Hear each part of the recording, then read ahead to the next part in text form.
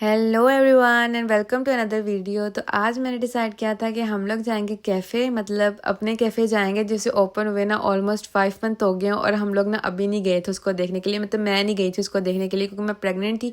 तो प्रेगनेंसी में ना मेरी तबीयत ना बड़ी ऑन एंड ऑफ जा रही थी। तो मैंने कहा था कि जब मेरी तबीयत ठीक होगी ना तो मैं एक ही दफ़ा कैफ़े देखने जाऊँगी और तसल्ली से देख कर आऊँगी। खैर आंटी भी आई हुई थी तो उनका भी दिल कर रहा था, तो हम लोगों ने सोचा कि चलो एक दिन निकालते हैं और जाते हैं कैफ़े देखने के लिए और साथ ना थोड़ी सी ग्रोसरी भी कर लेगी रात के ना डिनर के लिए।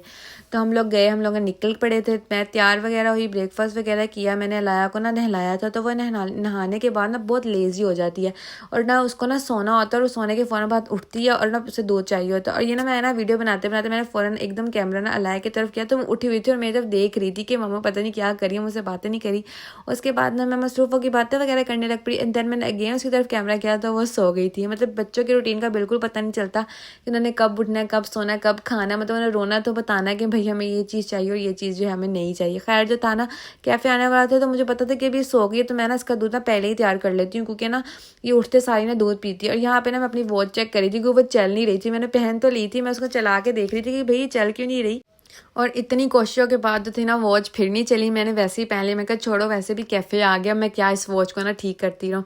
और मेरे से ना एक बहुत बड़ी गलती होगी, मैंने ना स्ट्रॉलर नहीं रखा अलाया का। मैंने कहा चलो हाथ में पकड़ लूँगी, ईजी तो होता है, बच्चे ही पकड़ना कौन सा इतना वेट होता है। लेकिन नहीं भाई बहुत मुश्किल होता है, आपका कंधा जो है ना वो रह जाता है। मैं जो थी वो अलाया को कार सीट से निकाल रही थी और मेरे हस्बैंड जो थे ना वो चले गए थे कैफ़े को अनलॉक करने और AC चलाने के लिए क्योंकि ना गर्मी थी। और अलाया अगर गर्मी में जाती ना अंदर तो उसने तो रोना स्टार्ट कर देना था। और वैसे भी ऑस्ट्रेलिया में शदीद की गर्मियाँ चल रही हैं और उस दिन तो बहुत ही गर्म दिन था और हमें भी बहुत गर्मी लग रही थी। खैर हम लोग अंदर गए, देखा तो कैफ़े थोड़ा बेतरतीब हुआ हुआ था क्योंकि बाकी जो चीज़ें बाहर की थी ना वो भी अंदर रखी हुई थी और कैफ़े भी थोड़ा बिखरा हुआ था क्योंकि आज छुट्टी का दिन था तो कुछ सेट नहीं किया हुआ था। तो रेहान मुझे कह रहे थे कि भाई कैफ़े इतना गंदा हो रहा है और तुम उसको अपनी वीडियो में लेकर आ रही हो।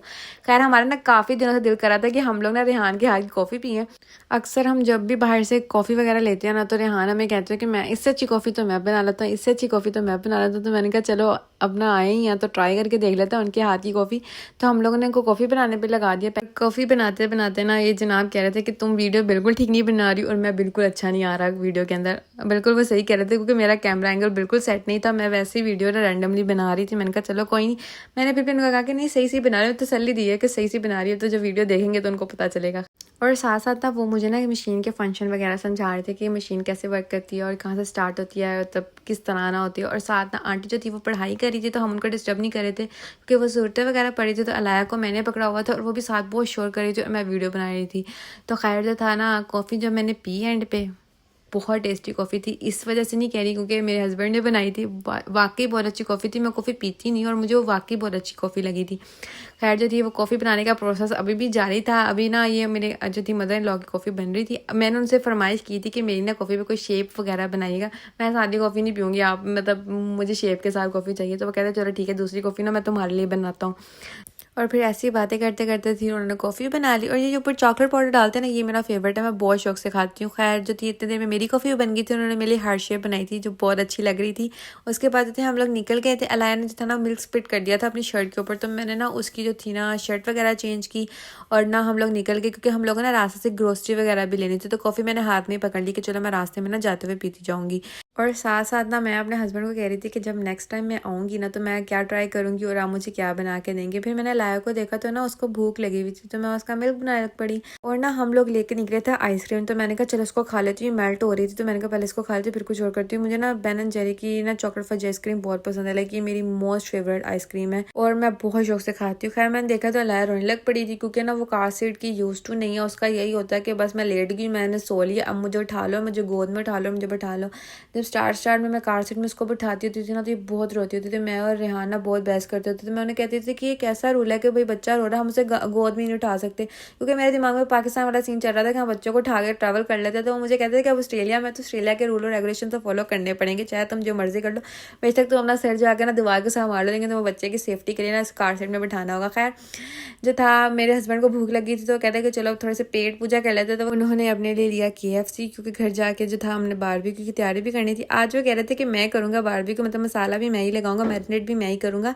तो मैंने कहा चलो ठीक है भाई कर लेते हैं। आज देख रहे थे वैसे वो खुद भी खाना बनाते हैं लेकिन कभी कभी जो है उनको ज़्यादा जोश चढ़ता है। आज तो बरिस्टा से ट्रक शेफ ही बने हुए थे। और बीच में आ गई थी चाय ब्रेक। चाय तो मस्ट है भाई, चाय के बगैर तो ज़िंदगी गुजर ही नहीं सकती। लाइक मेरे हस्बैंड भी चाय पीते हैं, मेरी मदर इन लॉ भी चाय पीते हैं। मुझे चाय की आदत नहीं है, मैं चाय शौक से नहीं पीती। मैं शादी से पहले मेरी मदर को देखती होती थी चाय पीते हो, तो मैं उनसे पूछती थी कि भाई आप इतने शौक से चाय क्यों पीती हैं।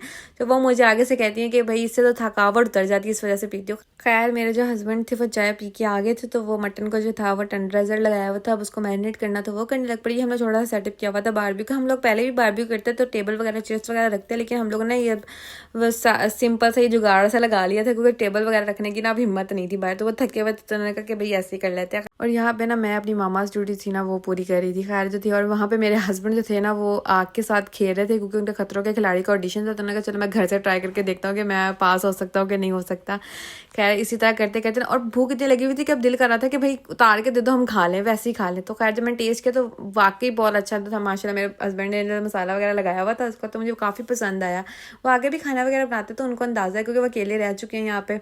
फिर हम लोगों ने खा पी के फिनिश करके हम लोग अंदर चले गए। अंदर जाकर थोड़ा टीवी वगैरह देखा, बातें वगैरह की हम लोगों ने। फिर सब सो गए, तो मैं लाया के साथ खेलना स्टार्ट हो गई। मैं थोड़ी देर लाया के साथ खेला, क्योंकि वो उठी होती है रात को, अक्सर उसके उठने का टाइम होता है, तो मैं उसके साथ खेलती हूँ उस टाइम पे ना, वो बातें वगैरह करती है। मैंने उसके साथ खेला, मुझे नींद भी बहुत आई थी, मेरी आंखें बंद हो रही थी। मैंने जैसे तैसे करके उसको चलाया और मैं फिर खुद भी सो गई, क्योंकि मैंने सुबह नमाज के वक्त टाइम जो था वो उठना था। खैर मिलते हैं नेक्स्ट वीडियो में, ओके बाय।